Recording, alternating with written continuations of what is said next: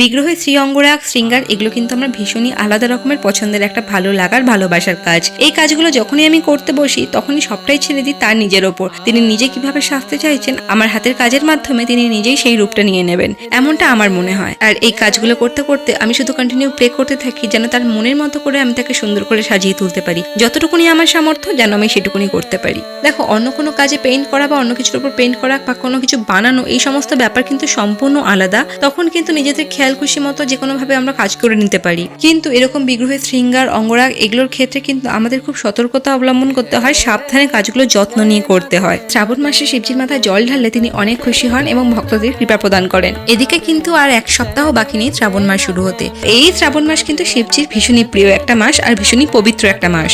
শ্রাবণ মাসের উপলক্ষে কিন্তু আমি আমার বাড়ির বিগ্রহকে সুন্দর করে অঙ্গরাগ করিয়ে নিয়েছি। তো দেখে কমেন্ট করে জানাও যে এই অঙ্গরাগ বা মেকওভারটা কেমন হয়েছে, শিবজিকে দেখতে কেমন লাগছে।